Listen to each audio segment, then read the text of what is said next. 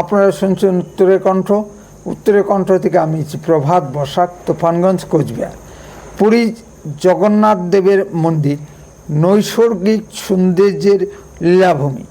এই মন্দির ঘিরে অনেক কল্পকাহিনী, বীরত্ব গাথা জড়িয়ে আছে। হিন্দু পুরাণেও এই মন্দিরে উল্লেখ পাওয়া যায়।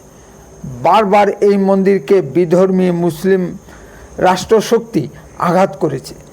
বিধর্মী কালাপাহাড় একসময় এই মন্দিরকে চূর্ণ বিচূর্ণ করেছিল, কিন্তু ভগবানের অশেষ করুণায় এই মন্দির আবার পুনর্নির্মাণ করা হয়েছে।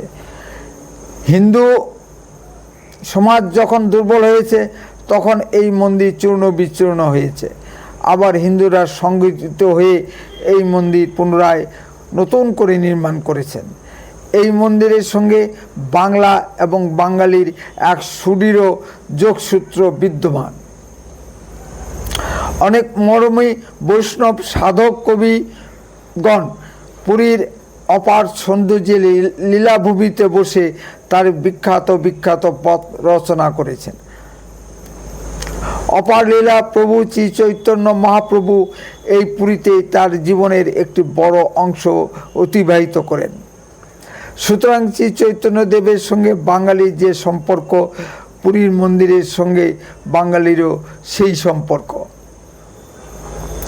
বহু মহাপুরুষের পদধূলি সঞ্জাত আধ্যাত্মিকতার লীলাভূমি পুরী।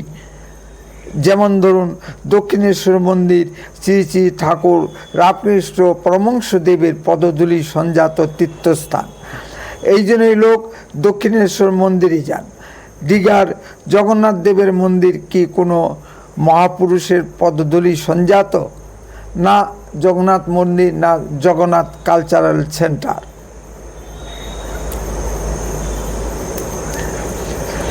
কোথায় হরিদ্বার, কোথায় গুজ্জরদ্বার, কোথায় আগরতলা, কোথায় চকিততলা। মাননীয় মমতা ব্যানার্জির কল্যাণে চকিততলা শব্দটি বেশ কৈলিন্য পেয়েছে। বাবুল সুপ্রিয়র গানে আছে পুলিশ লুকায় চকিততলায়। আমরা দেখেছি কোনো তৃণমূল নেতা শ্রীমতী মমতা ব্যানার্জিকে শ্রী শ্রী ঠাকুর রামকৃষ্ণ পরমহংসদেবের বা সারদা মায়ের সঙ্গে স্থান দিয়েছেন। এই নিয়ে বেশ বিতর্ক উঠেছিল। দীঘার জগন্নাথ মন্দির আর 10টা রাজনৈতিক স্টান্টের ভিতর একটি। এতে আধ্যাত্মিকতার ছিটে ফোটাও নেই। দীঘা মন্দির মাননীয় মমতা ব্যানার্জির সরকারি পয়সা খরচের একটি মহোৎসব। সম্মানিত দর্শক, অযোধ্যার রাম মন্দির নির্মাণ করা হয়েছে সারা পৃথিবীর হিন্দু সমাজের পয়সায়। রাম মন্দির নির্মাণের জন্য কি কেন্দ্রীয় সরকার বা কি রাজ্য সরকারের কাছ থেকে কোনো প্রকার সাহায্য গ্রহণ করা হয়নি। প্রতিটা হিন্দু পরিবার থেকে একটি করে ইটের মূল্য 10 টাকার গুণিতক হিসেবে গ্রহণ করা হয়েছে। মাননীয় মমতা ব্যানার্জি ক্ষমতায় আসার আগে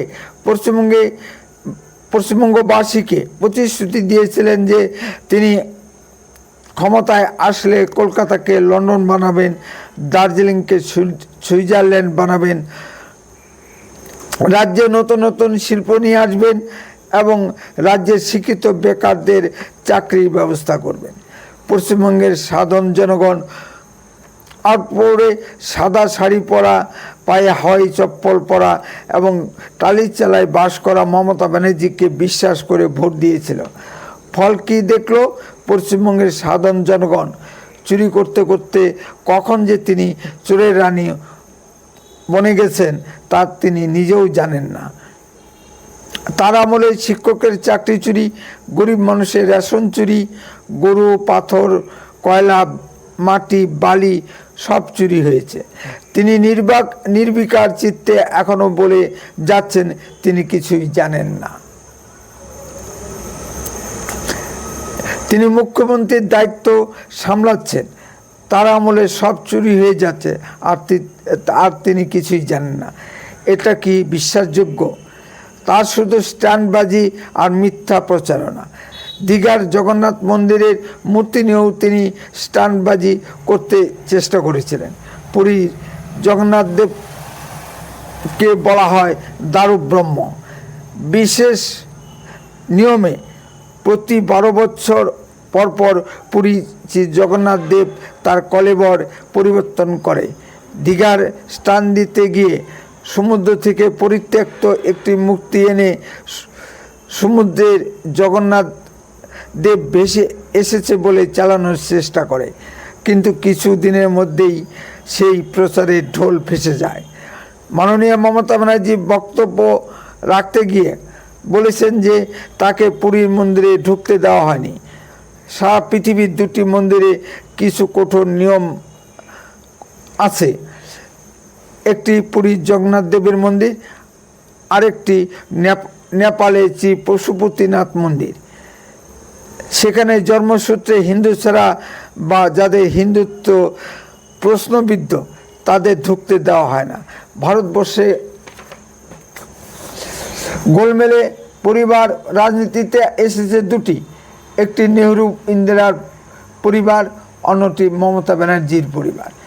দীপক ঘোষের বইয়ের কথা না হয় উল্লেখ করলাম না।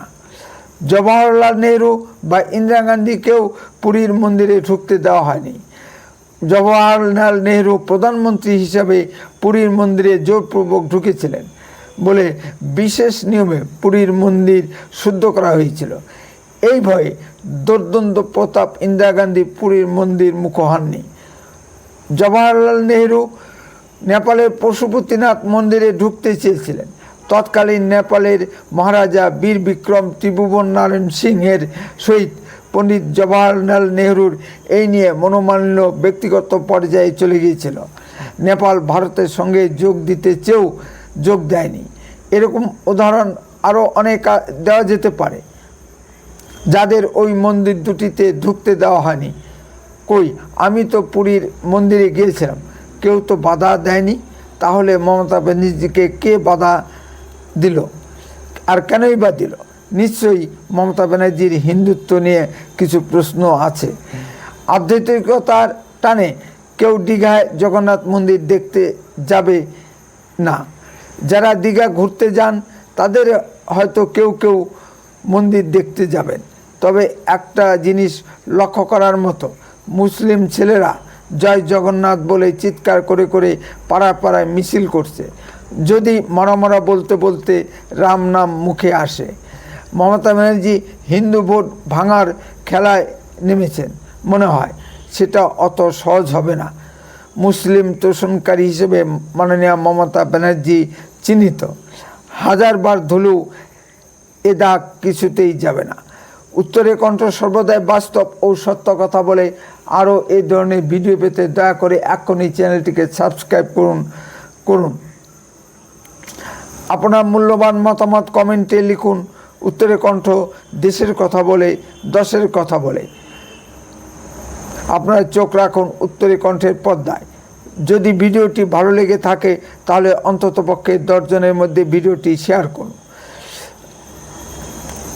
আপনার অঞ্চলে ঘটা কোনো ঘটনার ভিডিও সরাসরি এই হোয়াটসঅ্যাপ নাম্বারে পাঠান। আমরা তা গুরুত্ব বুঝে প্রচার করব। বন্দে মাতরম, ভারত মাতা কি জয়। খুব শীঘ্রই ফিরে আসছে নতুন কোনো ভিডিও নিয়ে। আপনারা সুস্থ থাকুন, ভালো থাকুন।